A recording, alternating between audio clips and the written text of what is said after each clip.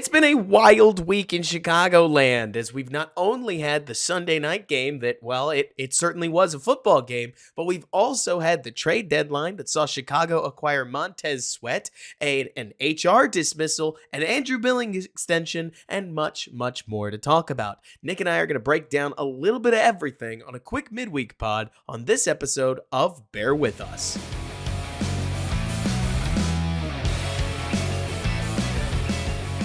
What's going on, everybody, and welcome back to Bear With Us, a Chicago Bears podcast hosted by yours truly, Robert Schmitz, editor-in-chief of DBB, right here on, well, I guess there's no podcast channel. That's just an old habit at this point. Here with my co-host, Nick Whalen of Football Guys. Nick, how you doing this week? Pretty boring week, just middle of the year, nothing happening with the Bears, Just do we have anything to even talk about? Man, I feel like we're just having to scrape the bottom of the barrel. No, I mean, I know you and I were talking about this in the preview show or pre-show, where normally we make this a preview pod, but as the Bears have spiraled downward, this has become much more of a weekly review pod. And I feel like that's what we need right now, not only because me being sick delayed us recording a day, but also because I don't know if you feel this way, but like the Bears game against the Saints, like, do you feel like there's much to preview?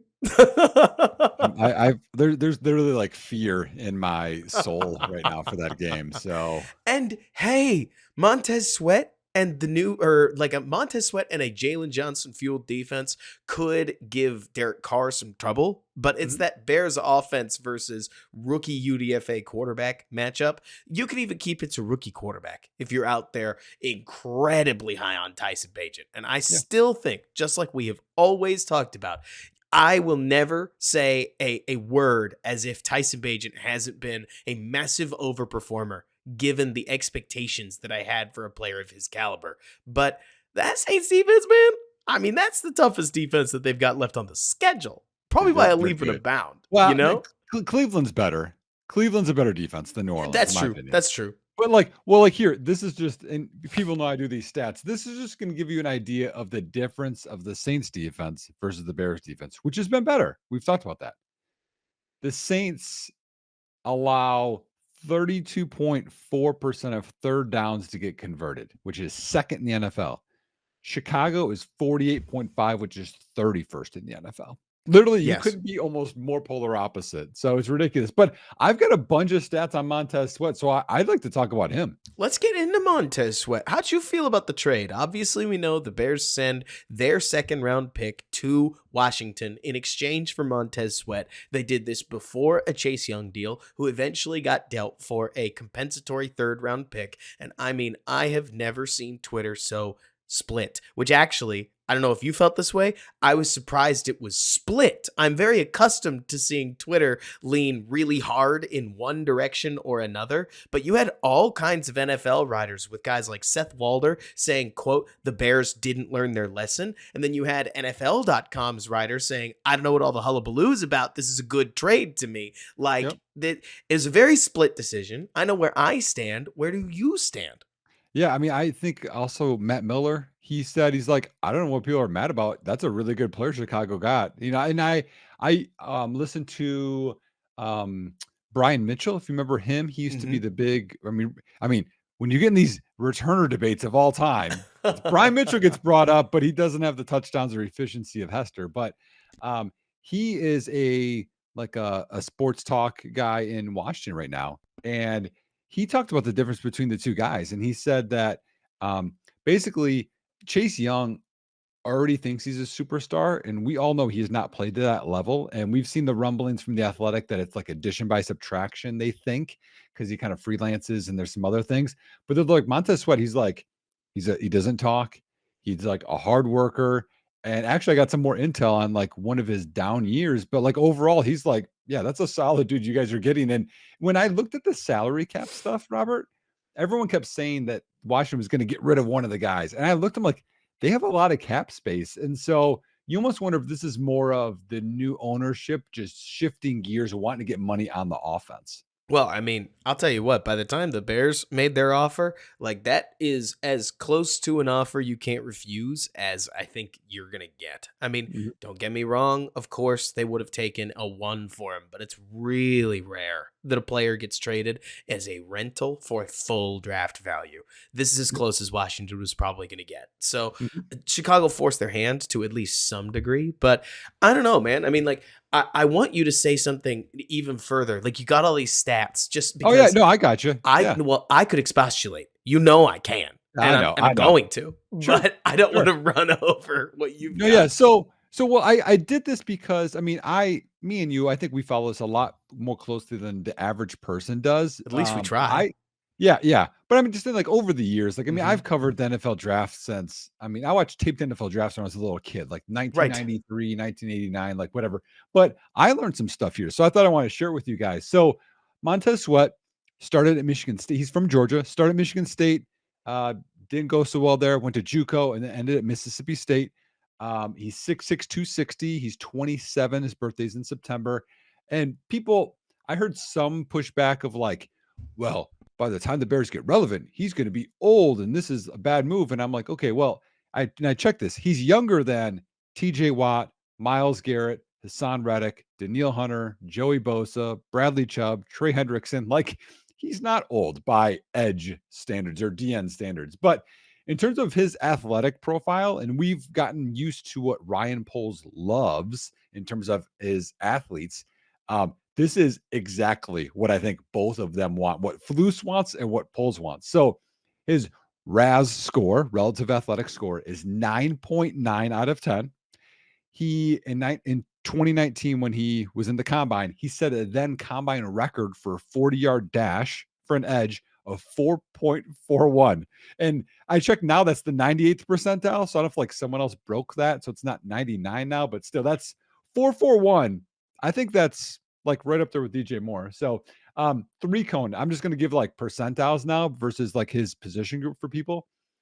84th percentile for three cone, 78th percentile for short shuttle, broad jump 90th percentile, vertical jump 79th percentile, arm length. Like we both know this. This guy's got like crazy arms. 97th percentile for arm length, 97th percentile for wingspan, 91st percentile for his hand size. So just a long, massive athletic freak. He missed 6 games in 2021. He fractured his jaw.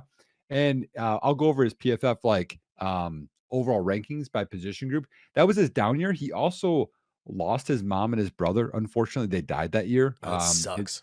His brother got shot. Is Oh my what I read. gosh. Oh Yeah, my gosh. at 27. Yes, that's been like, and that's what Brian Mitchell had said. Like that affected his game that year. Sure. Um, Like anybody. It would be right. weird if it didn't. Right, exactly. Well, and like here, so if we look at his PFF, and this is ranking by edge or defensive end overall, so not just like pass rushing or whatever. It's overall.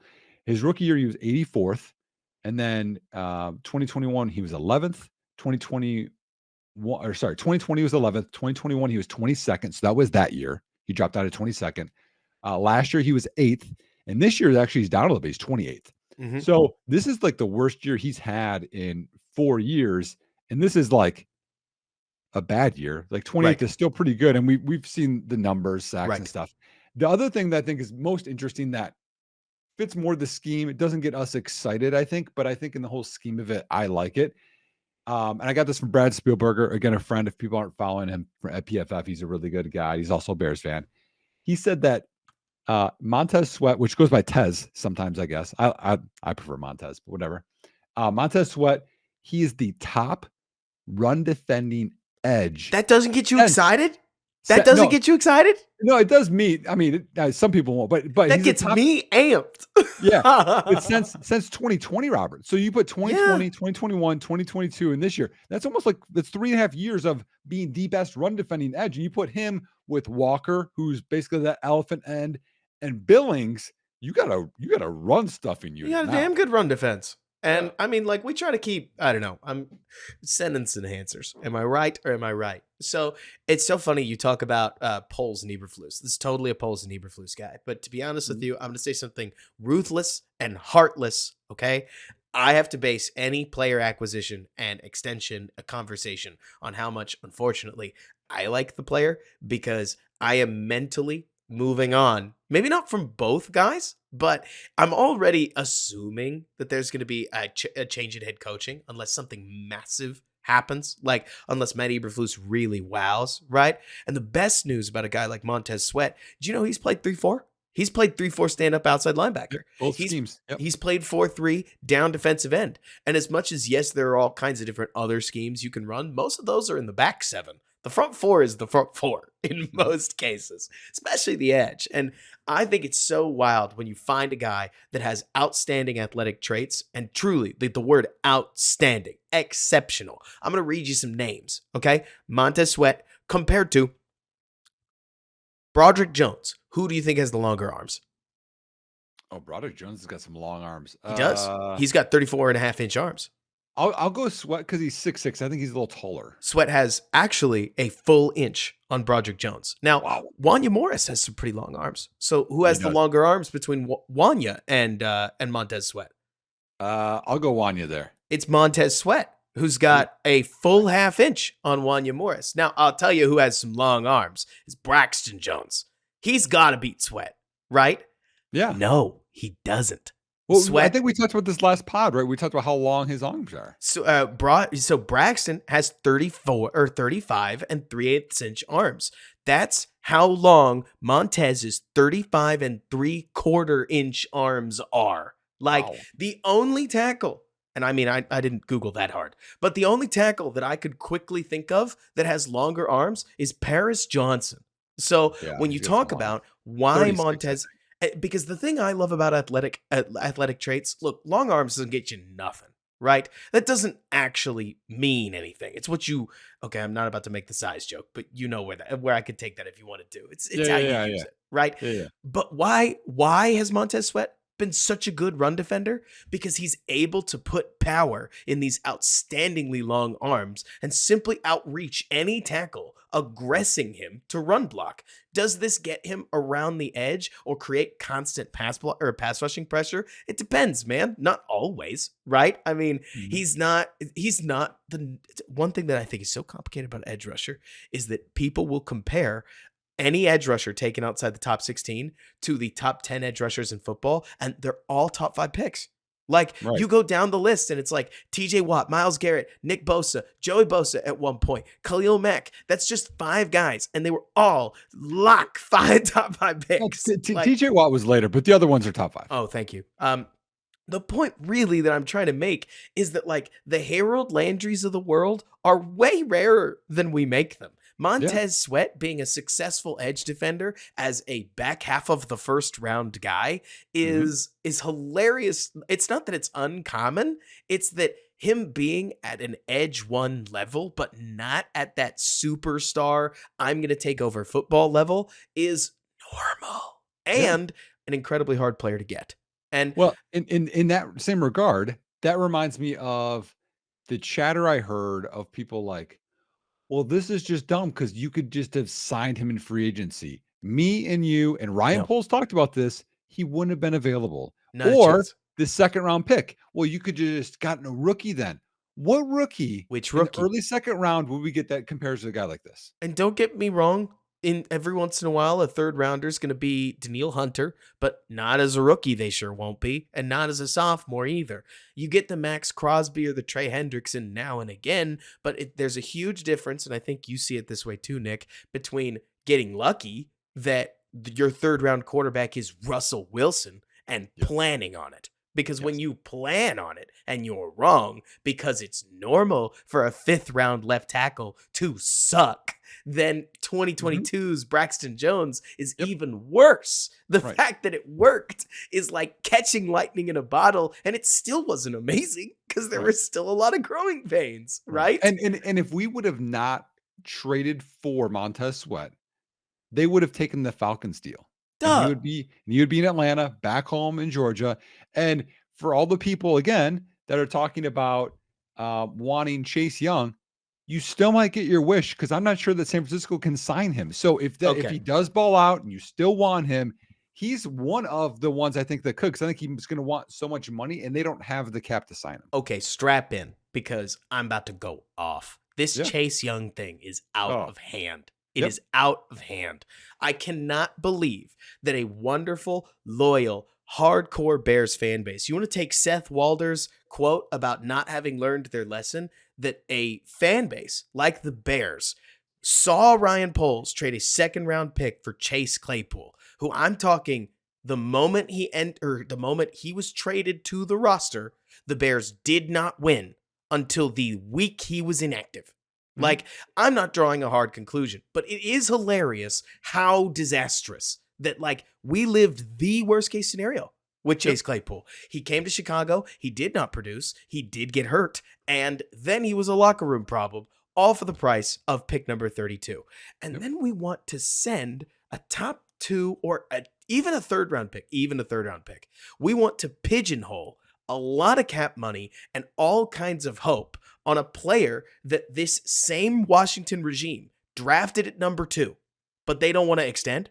Like, they traded him away after Montez Sweat had already been traded. It would have been so easy, Nick, and it would have been so normal. Look at the Giants with Daniel Jones, for crying out loud. When an Yep. organization drafts a top 10 player and that top 10 player shows anything, they extend him because that's their way of saying, no, we've been right this whole time. This guy was well worth the investment. Why would we turn our backs on Chase Young, who's in the middle of, what does he have, a 5.5, 6-sack season? According to PFF, he's one of the best pass rushers in football. Why would you trade him now? Washington thinks they need to sell high.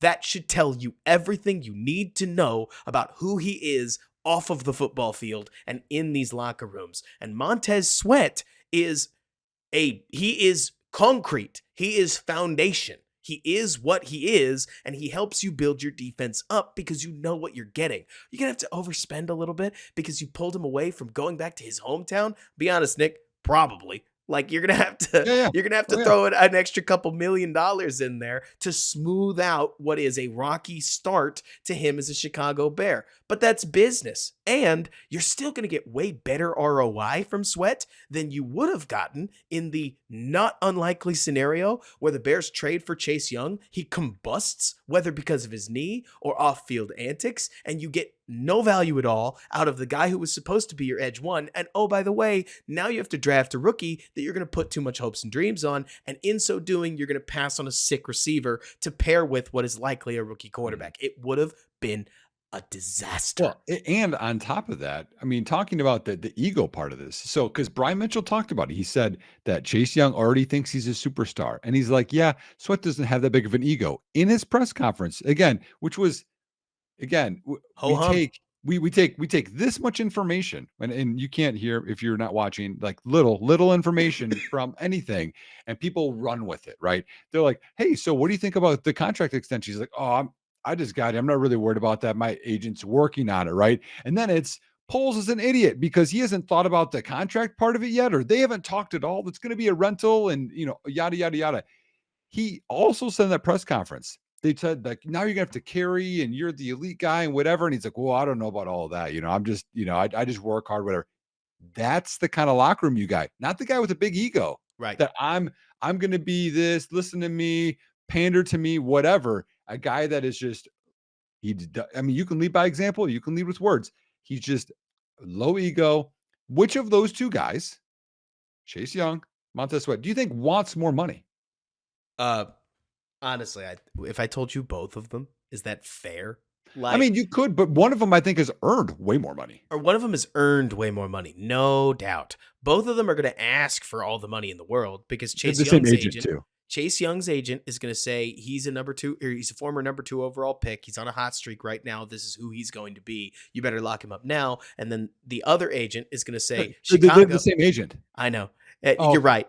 Then on the other hand, he's going to look at Chicago and be like, what, you traded a top 40 pick to not pay my guy exactly what he wants? Like, that's the thing. When you trade for a player, they have you right where they want to, or But where they want I to. don't know that that's such a, people talk I about don't that. care. That's the thing. You Just can pay sign him, money. it's done. I'm going to say something ridiculous to make a point. I don't actually believe this, but you get it. If the Bears came out and they signed Montez Sweat to a $28 million AAV, whatever, The cost to replace Montez Sweat would cost way more than that in draft plus free agent money. You can't replicate that by trying to keep, or when we overprotect cap space, I'm going to say something heinous. Brad may hate this. When we over pursue cap space, you end up starting Yannick Ngakoue and DeMarcus Walker, and you're 31st in pressure rate, and you're looking around wondering, how did we get here? Because you've got Justin Jones as your 3 tech, and you're lucky you have DeMarcus Lawrence light that's playing nose tackle for you, and that's the only reason you're not 32nd in pressure rate, for crying out loud. Yep. Like, and Yannick was what, 9 million? And how is that ROI happened? None. How much ROI have you gotten from Tremaine Edmonds? Nearly zero, partially because the defensive line is awful. So if Montez Sweat is quote unquote a true value $21 million a year player, but you get 75% ROI on a massive contract, that is so much more ROI at the edge position, so much more actual value than you're putting on the field right now, that I don't think it matters to cry and hiss about about what will likely be a $4 to $6 million overpay. Just loosen your belt, suck it up, and extend the guy you traded for, so we have the tag open to sign Jaylon Johnson. Because I swear, if we lose him for nothing, I think I'm going to explode. So a couple things with it. So adding Montez Sweat and taking off Robinson, Yannick, run situations, whatever, helps your defense so much more. So I know you're on more of a time restriction than me. So I'm going to jump to something else that happened before we get to Jaylon. Andrew Billings got a contract extension today. I mean, Andrew Billings, our guy, just been pumped about on this podcast. We need to get him right. He's 28 right now, 2-year contract extension, $8.5 million with $6 million guaranteed. That is, you want to talk about ROI? That is amazing. When you think of Javon Hargrave, who went to San Francisco for like $20 million a year. It's literally, there's only one downside. Do you know what that downside is? Do you? No. It is so larcenous a deal that it makes me wonder what they're saying to these other players that are not signing. It is such a good deal. It is a crime. Andrew Billings being signed for less money in 2023 than TJ Edwards, an inside linebacker, signed for in free agency in March is astounding. They only got this deal because he's been on 3 one-year deals before this, and he's down for some stability so that he does not have to think about moving, so he can buy a house for and live in it for 2 years. And he got it 1.5 year guaranteed, $6 million. I mean, if you're a professional mercenary, that's huge money. It's and like you said, some stability, but also I think this says a little bit about how he feels about Flus, about the organization, about Poles too, that he wants to be here, which I know is everyone has talked about how, I mean, I've seen things of the Bears are the most disastrous organization.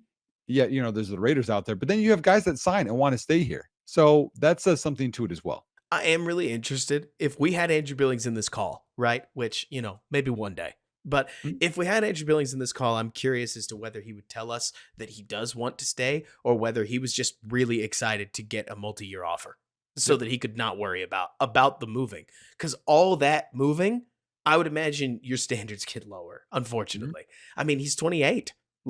There's a point where if he sprained his AC joint, his career might be over. Just because by the time he recovers, there's no coming back. Another thing I want to talk about, because you bring up his age, we have become too obsessed with championship windows.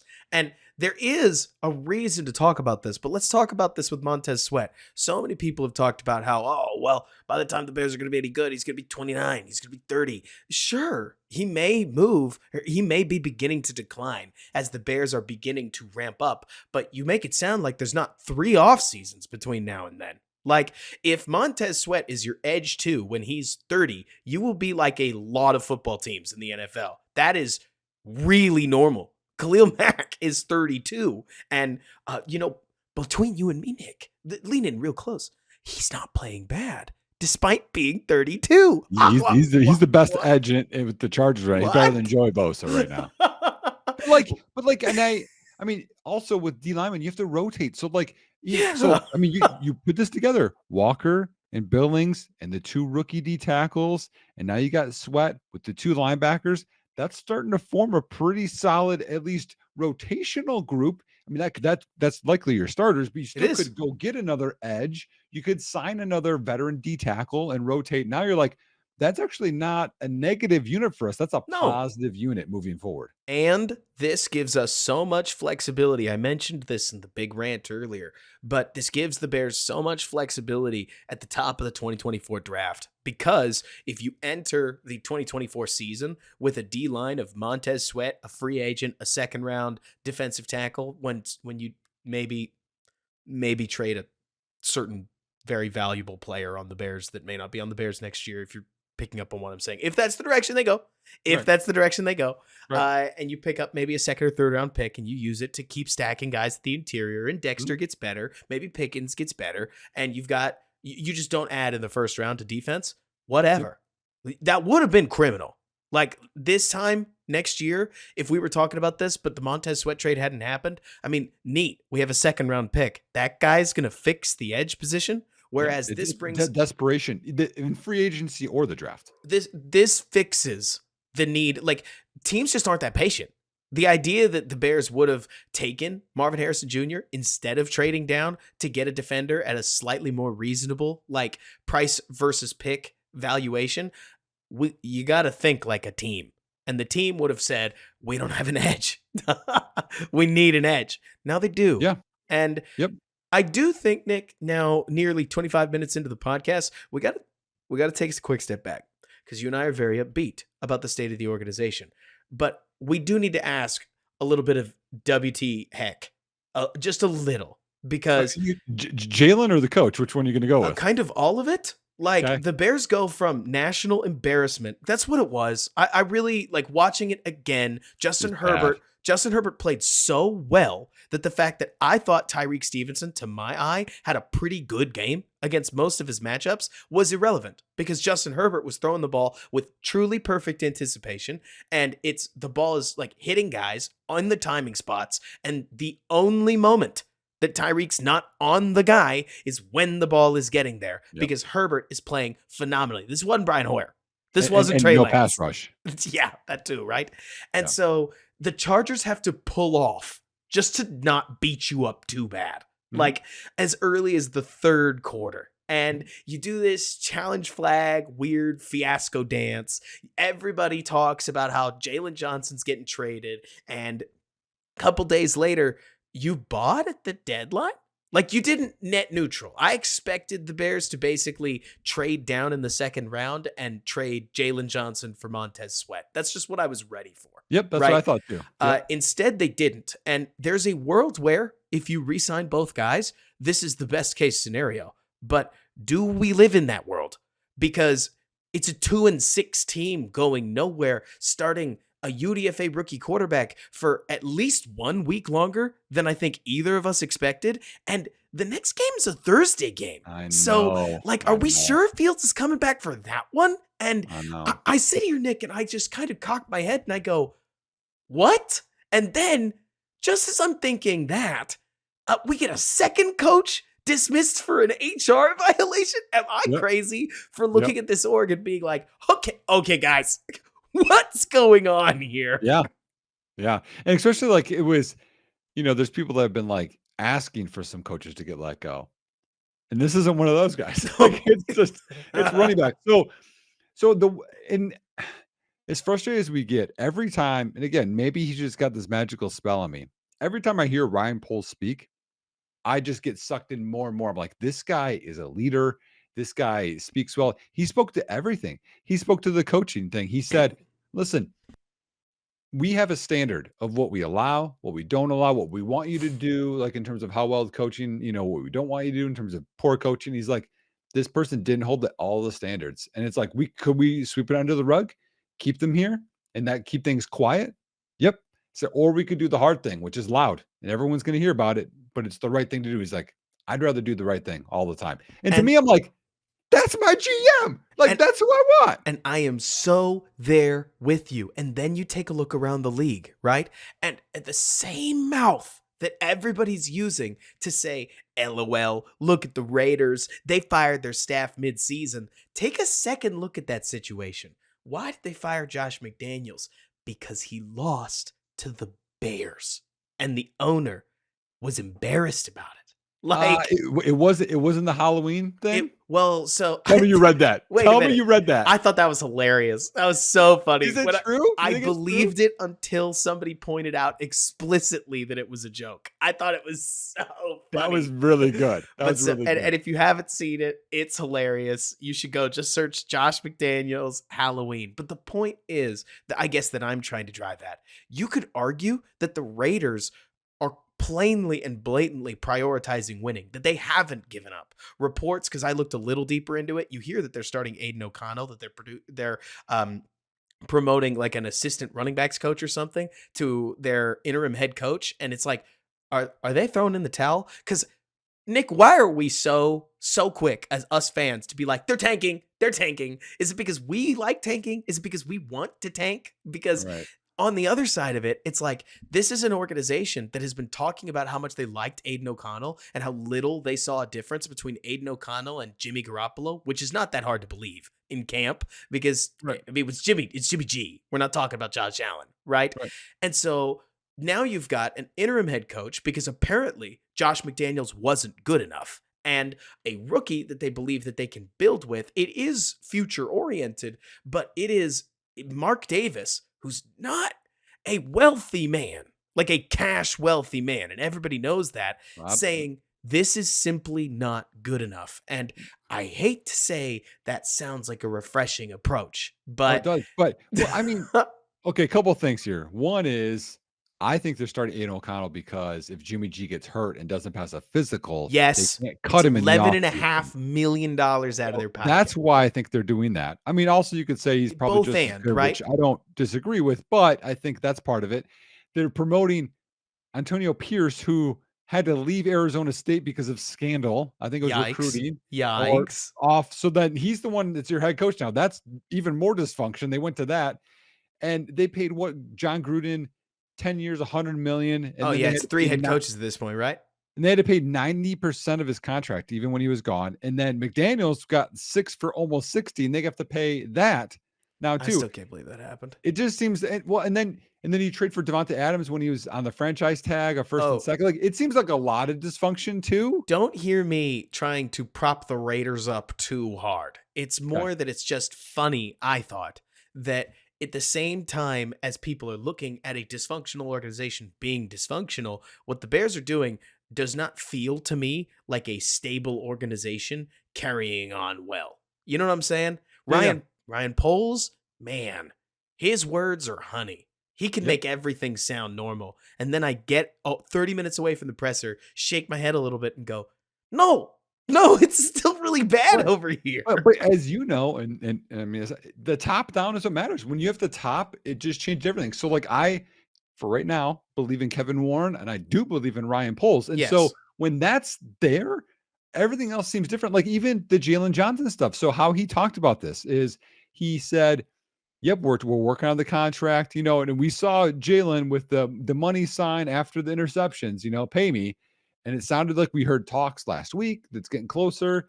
And then the requesting the trade happened. And Poles said, he's like, yeah, it really surprised me. He said, we were coming together. I met with his agent and I thought we were closing that gap. And then they requested it. And he's like, okay. So he's like, go talk to whomever you want.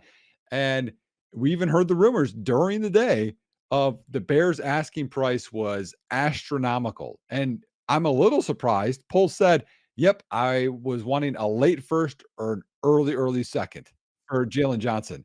And so I was like, okay, yeah, that I mean, I think that's a fine value if you can get it for him, but he didn't, which says I value Jaylon Johnson. He said he still wants to sign him, and Jaylon Johnson was open to returning. So it sounds promising, but it sounds weird, like how that came about. To me, in the same way that you and so I feel like football is a complicated relationship with process over results, and then suddenly later, the results are really what count, right? There are these. I don't want to call them arbitrary because I would argue that when you've been around the game enough, you kind of all know what they look like. But you've seen it. There are moments where okay, good process was great when we were 1-3 in our first 3 games, but like we're not going to get out of the division. We're not going to make the playoffs if we Mhm. don't win 4 out of our next 6. So we really Yep. can't have that interception. Like I don't care that it was tipped. Like I get it, but we got to take care of the football. Like I Mhm. assume that's you in the quarterback room or Yeah, something yeah. like that. You know what I mean? Yeah. And to me, I I don't disagree with Ryan Poles trying to get proper value for everybody.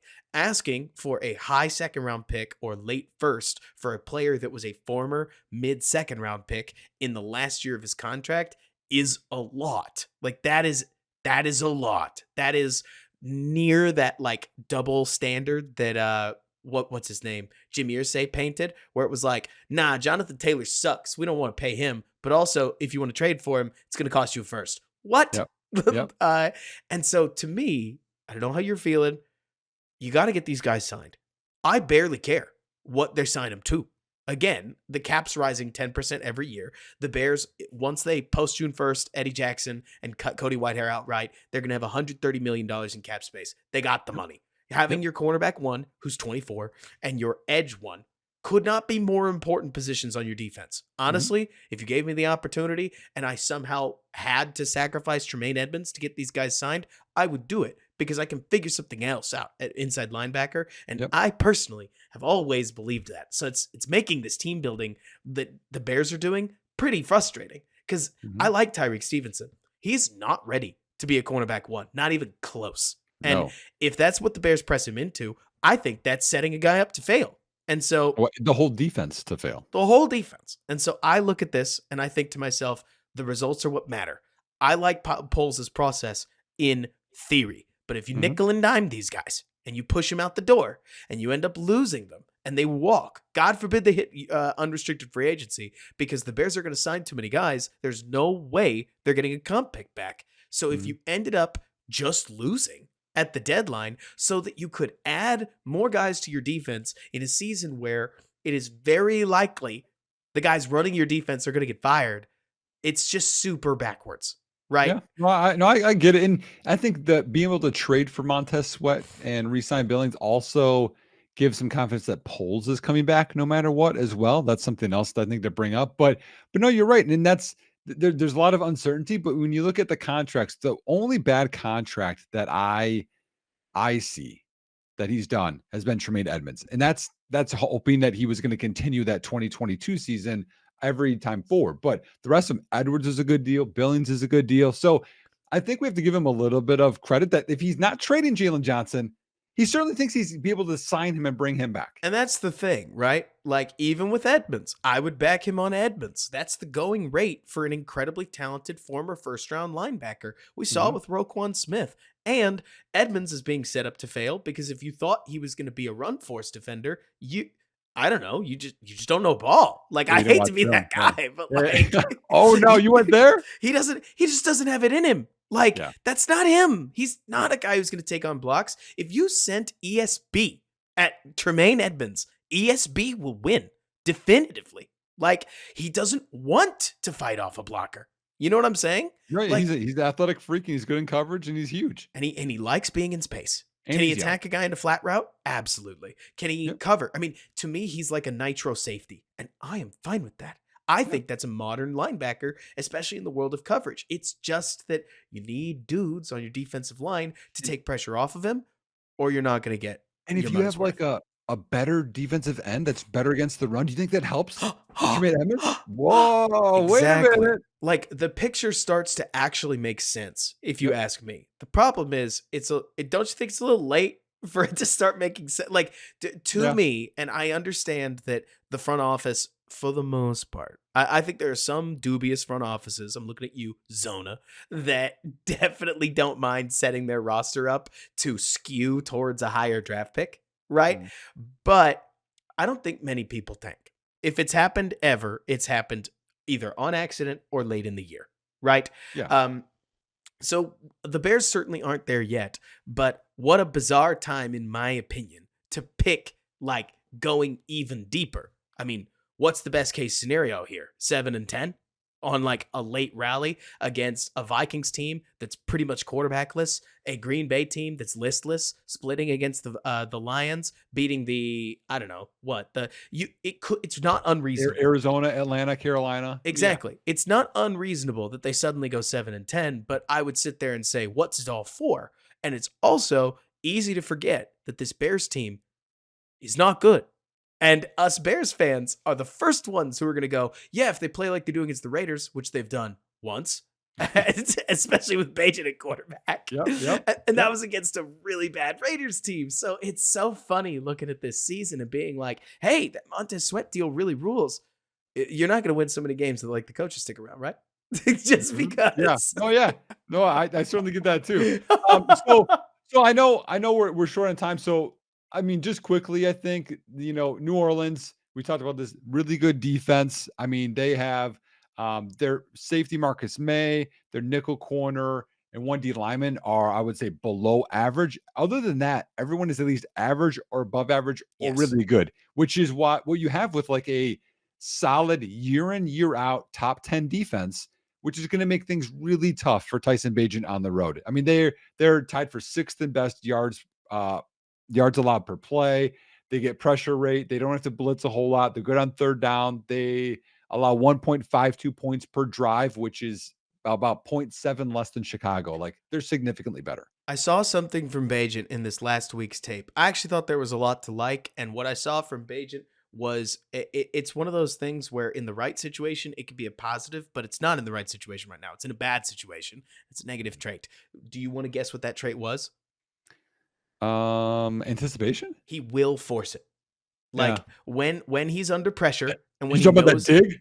I'm talking about the dig, which was not open. I'm talking about people should have picked that. I'm talking about a couple of the missed throws. For instance, if you can't get your feet set on that out route that got tipped away because it was way too far inside, not even talk about the miscommunication. Like, if you can't get your feet set and that's what your spray is going to look like, that's bad spray. Like, Asante Samuel's play was just a good play, in my opinion. Looking back, like, could he have been a little earlier? Sure, but he's a rookie. Really unusual to have CJ Stroud's anticipation as a rookie. But, like, if last week was bad for Cody Whitehair and Lucas Patrick, oh my gosh.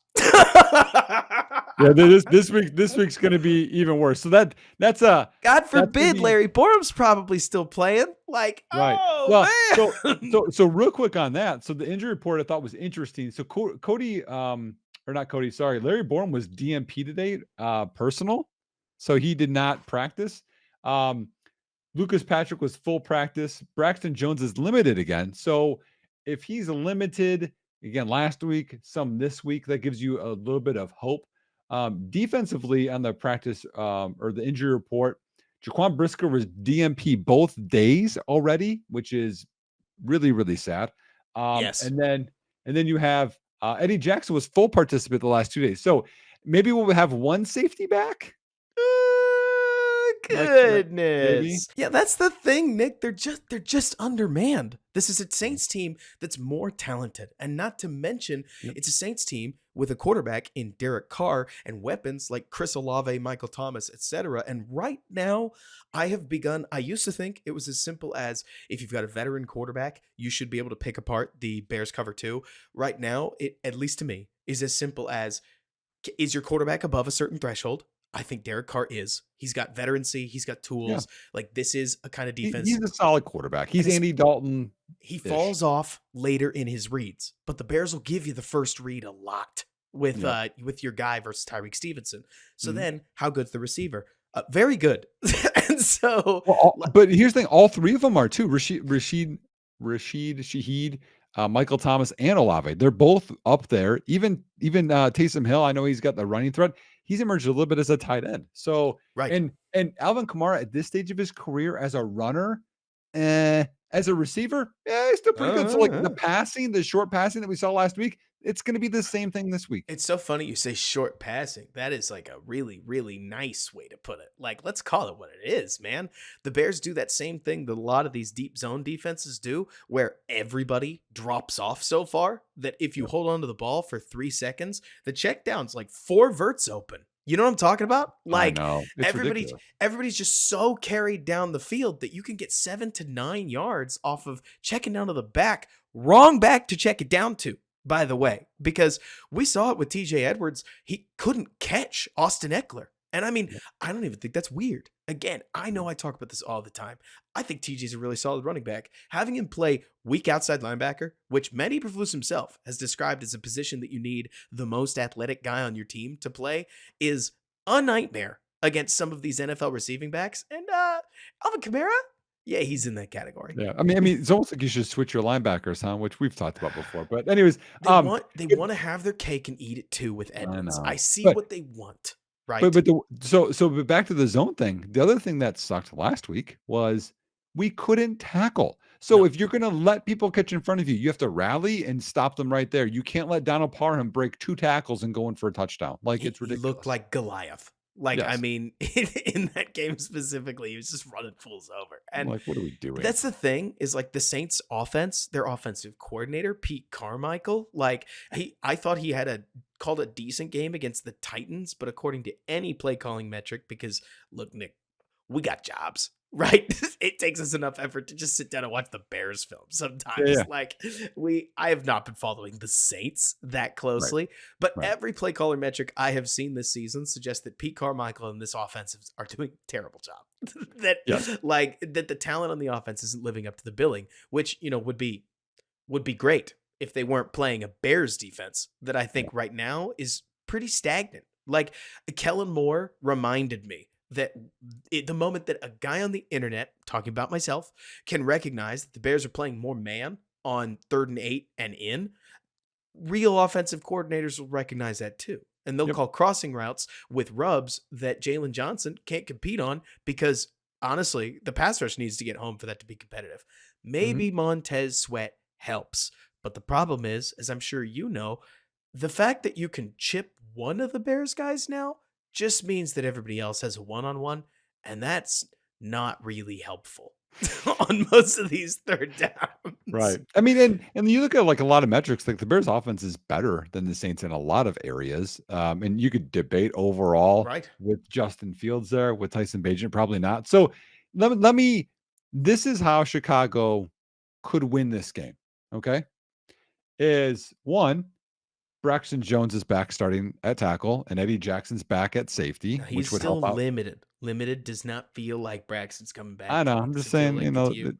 it'd help a lot, but yeah, maybe not. But so Chicago would have to have a very similar offensive game plan to the Raider game, where you Mhm. are taking pressure off of Bagent. Bagent's getting things out on time, and you get in a game script where it's not easy for them to defend the pass everywhere because they do have some good corners that are probably going to lock onto DJ Moore. So you're going to have Cole Kmet have a good game. You're going to need to have your complementary receivers have a good game. You have to dump off screens, things like that.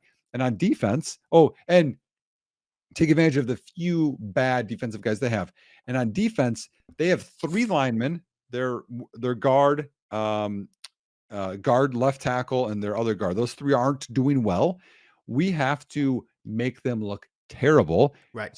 Again, continue what we do against the run, set up these 3rd and longs, and get some pressure off of Carr. He hates pressure. He hates Oh, getting hit. he hates pressure. And we need to not have humongous holes in our zones or guys wide open like we have in the past few weeks and win the turnover battle on the road. It's a tall order with Bagent, but that's the script that has to happen for Chicago to be in the game and win. It's all you got. And I mean, probably chances are Montez Sweat has to be an instant addition Yep. because of exactly what you're talking about. It's Right. possible that he is. It's possible that he is. But I honestly, like, so you've just painted the most positive picture possible. Yep. I am curious as to what this organization is going to can not the organization specifically, but I guess the locker room, how they're going to react to the fact that if Jaylon Johnson, heck, I'm about to speculate really hard, everybody. Sure. But if Jaylon Johnson is unhappy in Chicago and Montez Sweat feels like he had his dream destination lined up and it got ripped away from him, and he's not exactly stoked to be there either, right? And maybe Eddie Jackson feels like he's on the last year that he's going to be in Chicago, and you get some defensive leaders that kind of start to pout Like, I do wonder how that is going to cascade through a locker room because I know you've seen it. I know I've seen it. The reason a lot of these guys, I'm looking at you like Matt Rule, for instance, will get fired is because a defensive tenured head coach that starts to lose the locker room Yep. creates a pretty lifeless tapioca football team. Yep. And if the defense stops playing with intensity, looking at you, hits moniker, it'll get bad fast Yeah. because it's a defense that needs everybody playing hard. Um, Mhm. and I don't know. I don't know. And so, at least for me, like as we get into game predictions, I, I have to pick the Saints. The football guy inside me can't not take the Saints. It's the Superdome, baby. Like Mhm. they pull off miracles in the Superdome, and this game isn't a miracle. Like for a division leading Saints team, I sure think they're division leading, that should frankly have two more wins on their schedule. That Green Bay game still burns me up. Like Silly. Yep. they, I don't think they're going to have an issue dispensing a Bears offense that, for my money, just won't have enough good ideas. For some reason, the Bears didn't want to run their toss game anymore. Yep. Riddle me that one. Like Well, I mean, they had a touchdown on one of the plays and they didn't keep continuing to do it. Luke Getzey just Weird. Luke Getzey just it's a complete dice roll as to whether or not he's going to trot out a decent game plan. And I wish I could sit down with him and ask him some pretty basic questions on how he comes up with his game sheet because I don't know what the Bears do. And the worst part is there is an identity here. Like in Mhm. the Matt Nagy era, we were like, the Bears don't have an identity. And people who watch the tape would be like, sheesh, I don't know what their identity would be. Like Yeah. they anytime they try to do anything, there's a very good reason they can't do that thing. But this Bears team can absolutely run the ball. They can absolutely, they're built for ball control and they're kind of good at it. But, Mhm. we don't really do that. And the moment we try to, the third play we're going to call, the second running play, is going to be an end around to Trent Taylor that you could see from orbit. I don't get it. I don't No. get a lot of the decision making, and that's okay. Are Because you gonna give a point prediction? yeah, I was gonna go with uh, I think the Saints are way like as much as I like the Saints have been that team where I like them, but they keep letting me down. Right. So Yeah. as much as I want to pick them for like a high offensive output, unless the Bears turn the ball over a lot, I think the Saints crank out a meager 23 points against this Bears defense, and the Bears just score like 9. I'm gonna go with 9, 3 field goals. Our picks are so close. I have the Saints, and this is just sad, but like the Saints defense really good. Everybody, like you think of like the Chargers did pretty well against the Bears. Like the Saints are probably twice as good of a defense, if not more than the Chargers defense. Like it's not close. I have it 24-13. Yep. So similar. Yep. I mean, it's two I, people. I I hope they prove me wrong. I'm not cheering for the Saints, but I think that's what's going to happen. I will leave it with this, okay? I am a Bears fan through and through. It's in my blood. I mean, I'm from Dallas, and every time the Bears would visit the city, it was like this beast inside me would call me to wanting Dallas or wanting Chicago to win. There's nothing I can do about this. I am all Mhm. in. I can't be all out. I'm also, Nick, pretty mad at this coaching staff. To Yep. me, there was a mask off feeling of going through the last 2 games and then watching a good quarterback, bona fide good quarterback on a team that cannot get wins, couldn't buy wins, couldn't figure out how to tie their shoelaces together. This Yep. Chargers team. Like, and then Chicago rolls into town. Now they look like the Chiefs. Like, I mean, that Chargers team spent an evening looking like kings, even Oh though yeah. they can't beat like nearly anybody on their schedule. I'm not saying it's an easy schedule, but to me, that was one of those. Has anything actually changed? I don't, I don't know. And so this game could go either way, and I will be content with it because either I get a Bears win or I get another strike against Matt Eberflus, and at either way, that comes out in a way that I can cope with it. You Right. know what I'm Yep. saying? Yep. Nope. I'm completely with you. I don't have to say anything else because I'm with you because it's I I'm bracing myself for something really bad, even though the Saints I don't think are capable of putting up what the Chargers put up. No, But I don't have confidence in this Bears team. no. I mean, that was a loss. I understand. I'm one of the biggest Bryce Young haters there is right now. Not because I think Bryce Young sucks, but because I'm like so anti-rookie quarterback. Mhm. Yeah, yep. And I mean, look at the Panthers' last win. Oh, they won a game. Everybody's so excited that they still couldn't score 17 points. Yeah. Just the team across from them couldn't get out of their own way and scored Mhm. less than they did on a given day. Could this Panthers team reasonably beat the Bears? No. But a Sunday night like what they had against the Chargers sure makes it feel like it's possible. Yeah, You know what I exactly, yeah. mean? And please, Justin Fields, come back soon. I know you listen to the podcast. Please come back soon. Goodness, man. And like, We need you. it's just like such, and then like you get an HR violation. I know we're talking about it. I understand it from Poles' perspective, but like this is the same season that saw the Bears like lose $100,000 in lawn equipment. Like, I mean, it's just such a messy year, and it's such a. I know it's such as like a black pill pull to bring up the lawnmowers again, but like to me, that has become my mascot for this 2023 season, where it's like even the people in charge of the stadium couldn't I keep a lock on know. the door. You know what I I know. mean?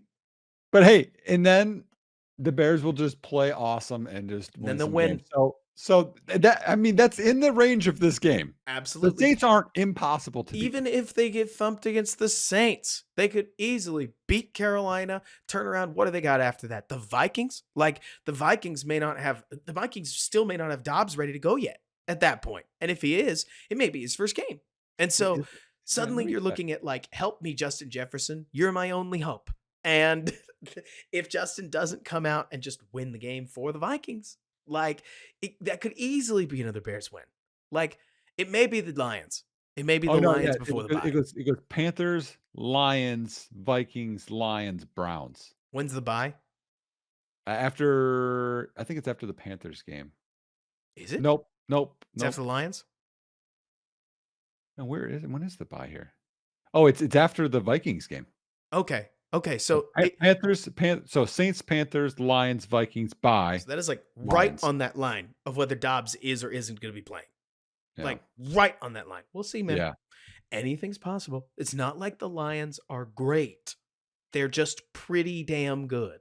You know what I mean? They're better than Chicago. But Much by better. that time, Justin Fields is back, and now anything is possible. Who knows? But either way, thank you so much for listening, everybody. Short show this week. You can blame my schedule and my sickness. So we will be back with you right after this game. Nick, what you working on? What can people watch out for? Well, we do talk about my fantasy football stuff, and I do have to let people know that, man, on Sunday, I won again a lot of money. Oh, look at That that. is three out of 5 weeks of 400 plus winning. I now won $11 on Monday, so it's still green, something small. Big dub.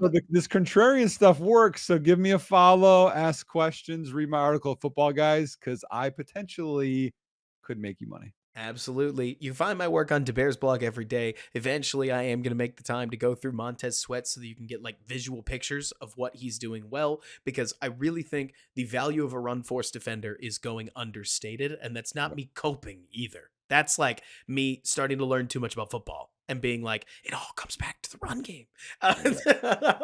But so another thing, it'll really help us if you tell your friends about this podcast. Help us grow this thing. We feel like it's going well. I get a lot of you guys that feel like it's going well. Bring our Apple review score up. There's too many 1 stars on there. I don't know what that is. Probably Packers fans at this point. That's fine. That's fine. Spotify listeners, you guys rule. YouTube listeners, you guys rule. Just help us out, and we'll keep producing as much great content as possible. But until next time, Bears fans, bear down. Thanks so much for bearing with me.